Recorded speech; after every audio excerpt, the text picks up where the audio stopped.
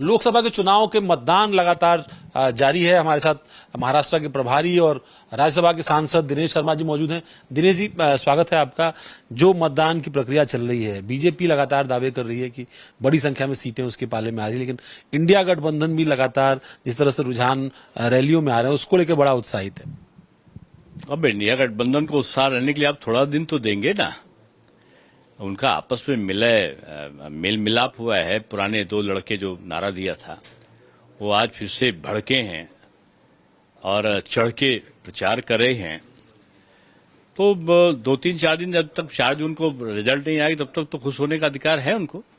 उसके बाद निश्चित रूप में वो खुश नहीं रह पाएंगे, क्योंकि उनको लोकसभा में इतना भी बहुमत नहीं मिलेगा जिससे वो नेता प्रतिपक्ष भी बना सके।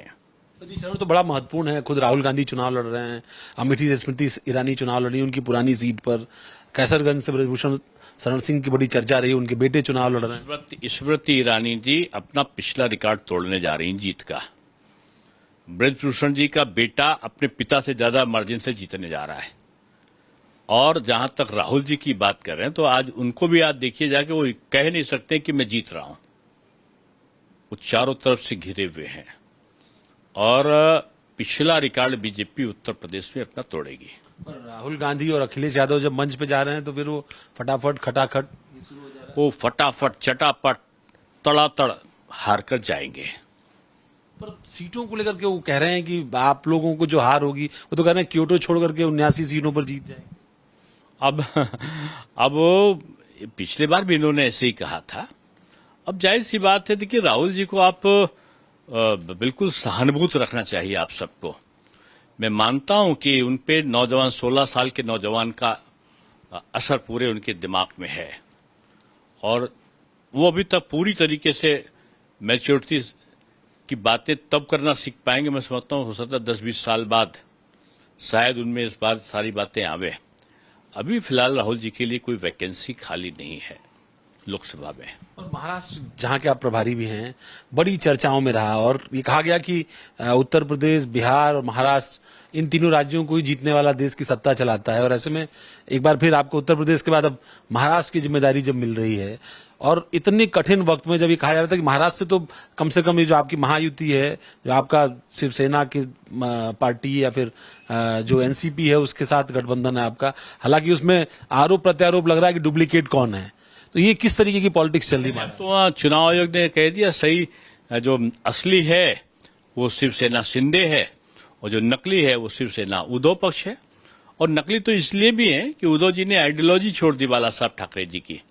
बाला साहब एक गौरव रहे हैं महाराष्ट्र के और उद्धव जी ने जिस प्रकार से उनकी आइडियोलॉजी को तिलांजलि दी है, संबोधित करते थे हिंदू भाइयों बहनों करके वो संबोधन करते थे। अब वो भाइयों बहनों तो भूल गए, वो भाईजान तो बोलते हैं लेकिन भाइयों बहनों भूल गए। निश्चित रूप में आप भाई और भाईजान में अंतर करोगे तो उसका असर चुनाव में पड़ेगा। तो लोग कह रहे हैं सहानुभूति का वोट है, शरद पवार है। सही कहा, बिल्कुल सहानुभूति है। फतवा जारी कराया उन्होंने अपने पक्ष में। एक तरफ एक संप्रदाय का फतवा जारी हुआ है तो दूसरी तरफ वोट क्रांति हुई है। ये भी हुआ है।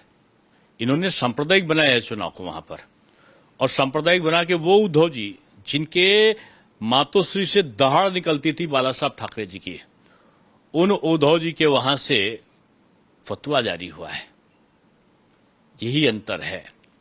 उद्धव जी कहीं फेस नहीं कर पा रहे हैं और मैं समझता हूं कि उनको गलती का एहसास 4 जून के बाद होगा। जो सर्वे पोल आए चुनाव से पहले, उसमें तो बड़ी कमजोर स्थिति दिखाई जा रही थी आपको। जिन राज्यों में करा लीजिएगा, आज का पोल करा लीजिएगा, लोग ये बोलेंगे कि शायद 1-2 सीटें विपक्ष पा जाए तो ये उसकी उपलब्धि होगी। कैसे हो पाया है कि प्रधानमंत्री की रैलियों से या फिर सरकार? ये मोदी मैजिक है, कब कहां चल जाए इसको कोई नहीं जानता।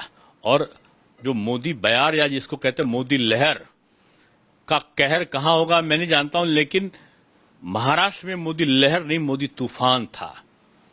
और उस मोदी तूफान पे ये शरद पवार जी की एनसीपी, उद्धव पक्ष का शिवसेना और कांग्रेस उड़ते हुए नजर आ रहे हैं महाराष्ट्र में। इस फेज में क्या आप प्रेडिक्ट कर रहे हैं? बहुत हम 400 की तरफ बढ़ चुके हैं।